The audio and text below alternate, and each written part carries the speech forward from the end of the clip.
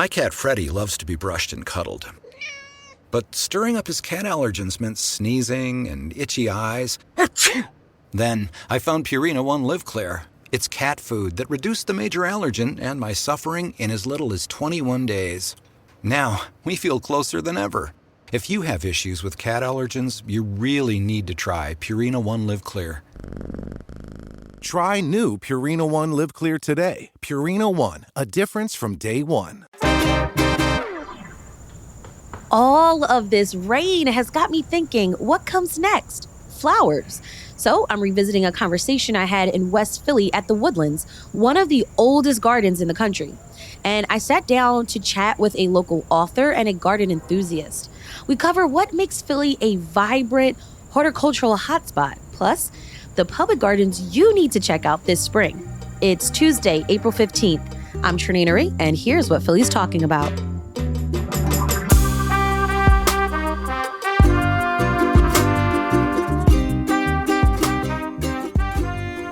Nicole Juday, author of Private Gardens of Philadelphia. Thank you for joining me today at the Woodlands. Hi, Trenae. It's nice to be here with you. This is my first time. How many times have you been here? I mean, maybe 100 times. This place predates me by some time, I would say. It goes back to the 18th century, and it was one of the most beautiful estates in the colonial era anywhere in America. One of the most sophisticated, too, and very English. William Hamilton was the original owner of this place, and he was a tree collector and a plant collector. Was it always a cemetery? No, it became a cemetery in the 19th century. It is a really interesting artifact of an 18th century garden when Hamilton's descendants couldn't really keep it up anymore. And it's 54 acres now, I believe, but originally it was much bigger, and it took up a lot of this whole neighborhood that we're in.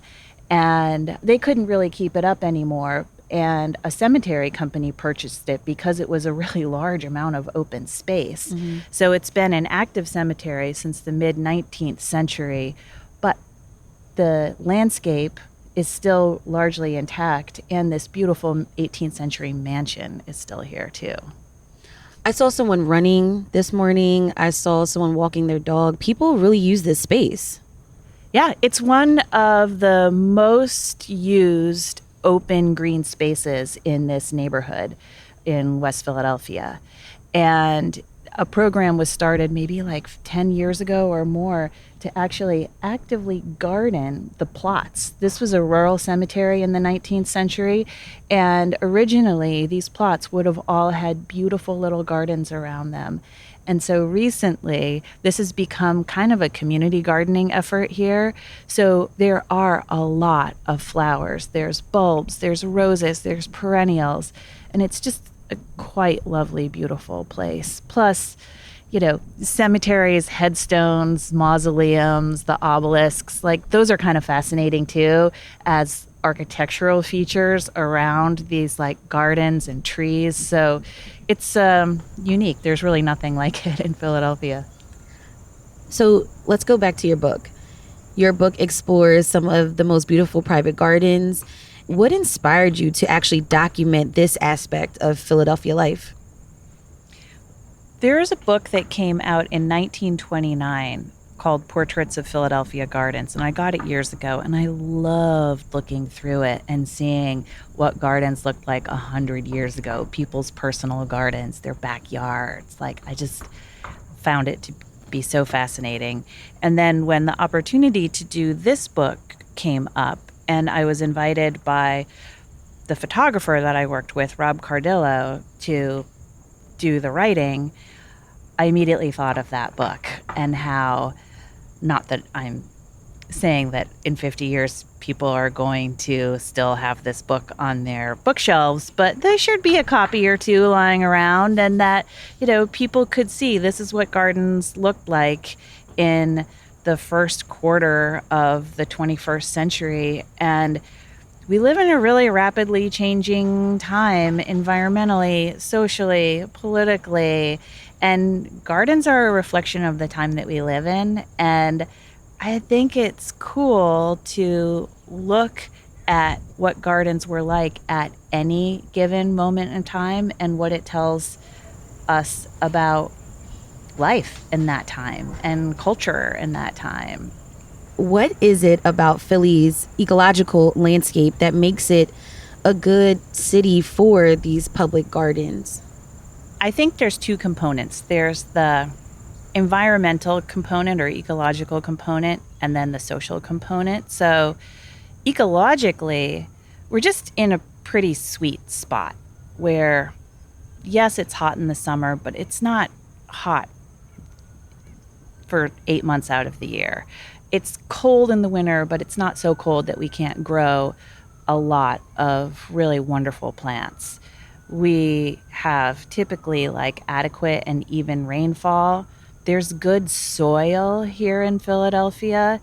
And the land really does have these pretty lovely contours and views and little valleys overlooking rivers. And even in areas that are built up, it's not a super flat city. And it's also not one that is so hilly that it's hard to garden on. So that would be what the environmental conditions are that just favor gardens. But then socially, Philadelphia has always been a place that has been very interested in and invested in gardening and horticulture. And something that's interesting to think about with public gardens is that almost all of them at one point were people's private gardens. So the Woodlands, where we are right now, this was a private estate. Bartram's garden that many people have visited, the oldest botanic garden in the country, was the home of John Bartram. The Morris Arboretum was the estate of John and Lydia Morris. And really, like, what exists today are almost shards of what this landscape would have looked like 100 years ago, 200 years ago, when there were a lot of large properties that had elaborate and intensive gardens on them. We're talking more about Philly's gardens after the break.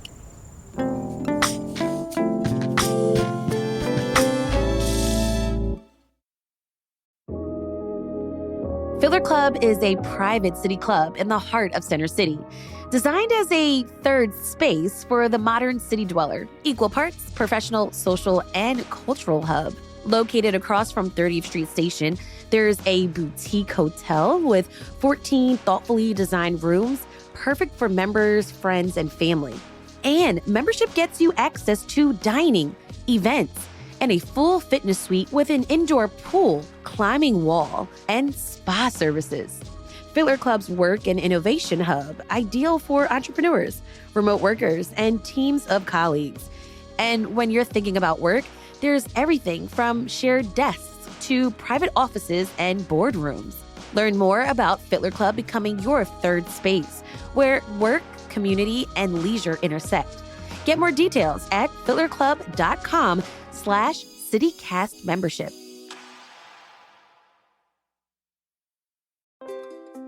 Hi, I'm David Plotz, the CEO of CityCast. We've all set health goals: lose weight, exercise more, eat better. But without a plan, those goals often fade. That may have happened to you. It has definitely happened to me. And that's where Prolon comes in. Prolon's 5-day fasting mimicking diet gives you a science-backed, structured approach to stay on track and see real results. And now Prolon is upping their game with the new next-gen 5-day program, delivering the same science-backed benefits in a cleaner, more convenient, and more flavorful format. Prolon is a plant-based nutrition program featuring soups, snacks, and beverages designed to nourish the body while keeping it in a fasting state, triggering cellular rejuvenation and renewal. Next Gen builds on the original Prolon with 100% organic soups and teas, a richer taste, and ready-to-eat meals. Developed over decades at USC's Longevity Institute and backed by top U.S. medical centers, Prolon has been shown to support biological age reduction, metabolic health, skin appearance, fat loss, and energy. I've been doing the 5-day program, and I feel so much better. I really enjoy the tasty energy bars, the snacks and soups, and the fact that I can enjoy meals, even though the calorie count is super low. The flavors and textures are excellent. An olive oil snack here, Broccoli and quinoa soup there, hibiscus tea, a yummy nut bar. It's got the benefits of a 5-day fast, but doesn't have the challenge of doing it with pure liquids. It's a system reset. And also, I know this sounds funny, but it's not. The packaging and directions are fantastic, clear and well organized and thoughtful. For a limited time, you can be first in line to experience the new Next Gen at special savings.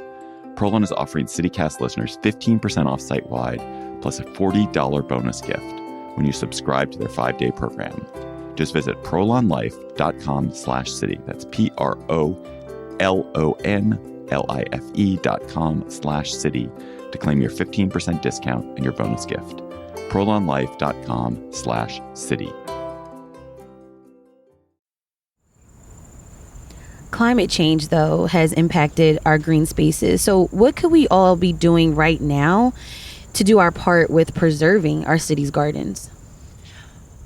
We should be really looking at what we can do in our own lives to deal with stormwater, because that is one of the things that is the most critical, I would say. I mean, a lot of things we just really don't have control over. And if you think about the kind of storms that we get more and more frequently, where we just get dumped on and then it overwhelms Philadelphia's combined sewer. And this is when people get like stuff backing up in their basements and stuff. You see the Schuylkill kind of get flooding. Yeah. So anything that we can do as individuals to slow the way that water from storms goes directly into our sewer system. So that would be a rain garden, a rain barrel, or planting a tree or multiple trees. That's something that we can do. And then, of course, just like all the things that we can do as individuals to just have a smaller carbon footprint. I mean, everything helps, right? But I would say as individuals, maybe the biggest action that all of us could take would be to plant a tree anywhere, if at all possible. In doing the research for your book, did you learn any commonalities, any differences? Like, how are Philadelphians keeping up with their private gardens? I don't know if there was much that was specific just to Philadelphia, but I had never spent this much time talking about gardens to people, with people. Probably 100 hours of conversations with people about their gardens and what inspires them and what they have overcome or struggle with. And the commonalities that I came away with, which surprised me, were that almost everyone that's featured in this book, which has beautiful photographs, there's 21 different chapters, each one about a different specific place, garden, and the person's story who gardened it. Almost everybody started from scratch, and almost everyone started not knowing anything about gardening. And over time, figured it out. And that's an important thing with gardening. Like, you can take classes, you can read books, which I encourage anyone to do, but just also do it and you will learn and figure it out. So that was one thing that I found personally inspiring. I also found it interesting that of the people that I talked to, so many people, and I don't know whether you ever had this experience as a kid, but had these vivid memories of a parent or a grandparent or a neighbor who pulled a carrot out of the ground and gave it to them when they were a little kid, or, taught them how to plant zinnias or radishes. And people spoke about these experiences and memories very movingly. And it just made me think that even though spending time with a child in a garden is not an indication that that person is going to be a gardener, that these experiences seem to be meaningful to people. And these memories were ones that they were held very, very fondly. My mom purchased her first home. I was in 9th grade. And one of her biggest things that she wanted to do was have a garden and plant her tomato tree. So that's what she did. It was tomatoes, green peppers, and green beans. So, yeah. So when you see a tomato growing now, does it make you think of your mom? It does. Yeah. Nicole, before we talk about some gardens that we can visit, what's the difference between public gardens and private gardens? The book that I just published, the book that I just wrote, Private Gardens of Philadelphia, it really focuses on people's home gardens. Sometimes they're tiny, just like a corner lot. Some of these places are very large estates, but they're distinguished from public gardens because they're private property, they're owned and managed by the owner, the homeowner, and they're not open to the public. Whereas public gardens are entities that are not owned by an individual, and their mission is to welcome the public and oftentimes to educate, to teach people about horticulture, conservation, ecology, biology. So many of them have a strong educational component, but some of them are just for pleasure, just to give people access to green space, which is important. When we come back, Nicole is going to talk more about Philly gardens and what makes them special after the break.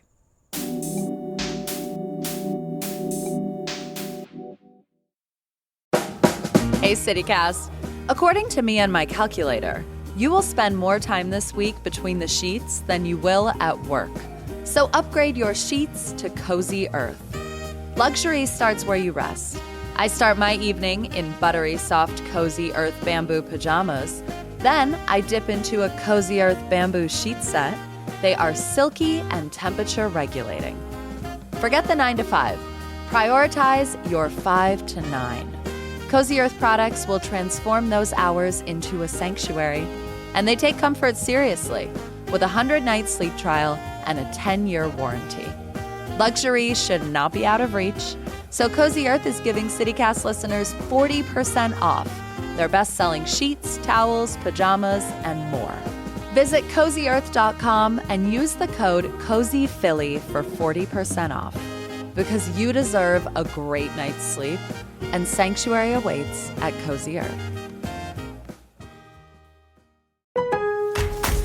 Springfest deals are still in full swing at Lowe's. Right now, get 5 bags of Stay Green Premium Color 2 cubic foot mulch for only $10. And get up to 40% off select major appliances. Plus, save up to $300 when you buy 2 or more select GE kitchen appliances of $396 or more.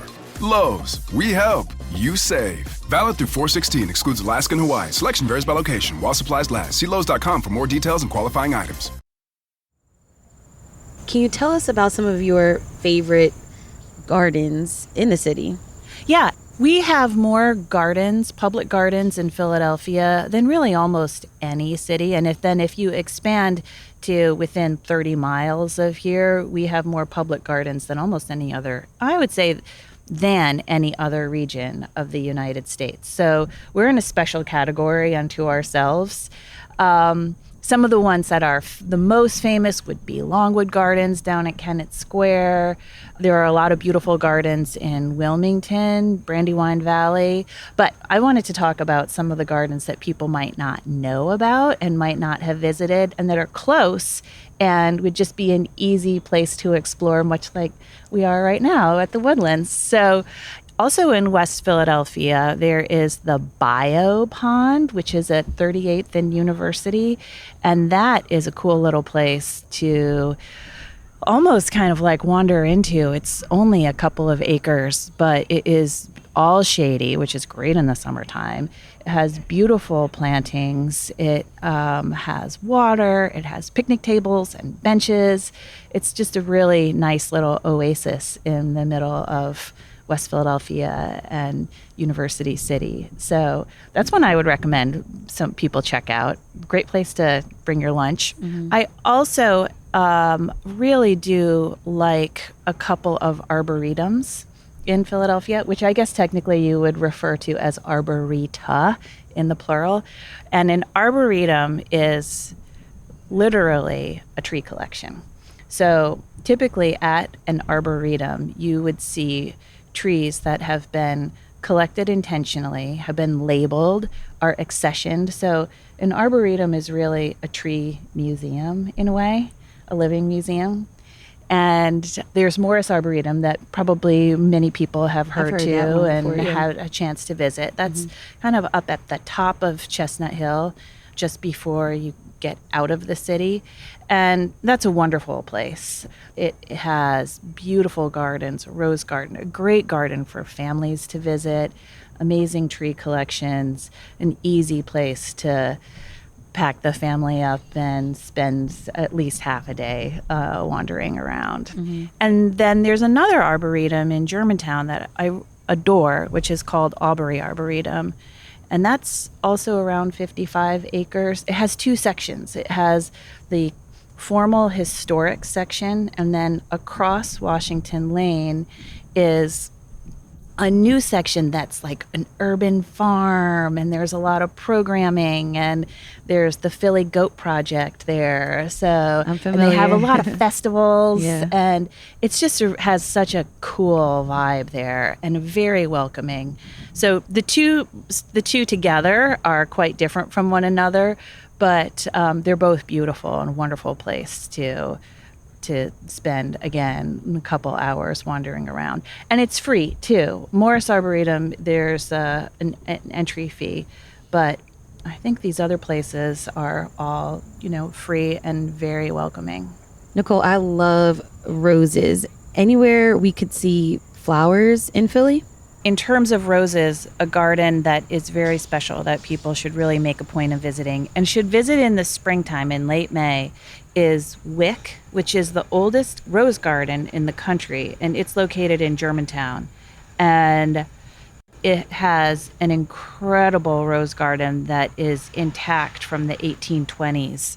And it's just astonishing. It is the most beautiful sight in the city of Philadelphia in late May, in my opinion. I never miss going there. Not all gardens are made up of flowers, though. Are there any gardens that are heavier on the foliage or vegetable side? There is another garden I really love that is also in Germantown, and it's called the Germantown Kitchen Garden. And it's a place that I find very inspiring. It was the site of an apartment building that burned down maybe 30 or 40 years ago. And it just became one of those vacant lots that we all are familiar with in Philadelphia. And a woman named Amanda Staples, she purchased it and transformed it from this overgrown, messy, not attractive piece of abandoned space that was in a neighborhood, residential neighborhood, and has turned it into a half-acre production garden where she grows and sells vegetables. She grows and sells and also brings in perennials. So it's actually a really good place to buy plants, which there's not a lot of places to buy garden plants within the city of Philadelphia. And then there's a farmer's market. So if you want to really see someone growing produce really well in Philadelphia, I would go to Germantown Kitchen Garden on Saturday morning. It's also really generous about answering questions about gardening, about how to grow. She's just such an experienced farmer, really. So she understands how to grow almost any kind of edible plant that can be grown well in our climate. Any other lasting points that you want to make about gardens in Philadelphia? We're just really lucky to live here.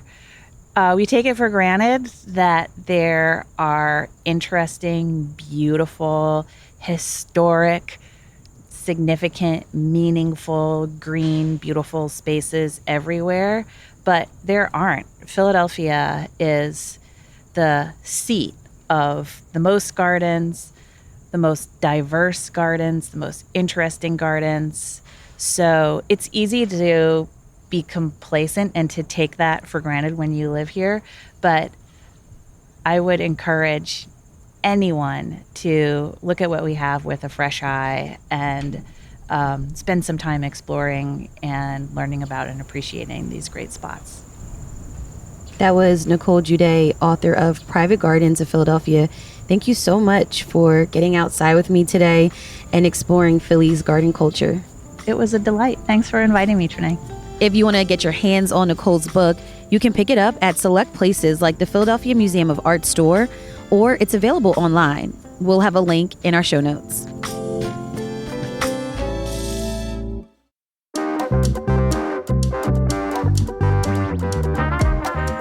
That's all for today here on CityCast Philly. If you enjoyed this episode about gardens you need to visit in Philly this spring, you should tell a friend so you both can go. Rate the show, leave us a review, and hit that subscribe button. Be sure to sign up for our morning newsletter, Hey Philly, to learn more about what else Philly's talking about. We'll be back tomorrow morning with more news from around the city. Bye.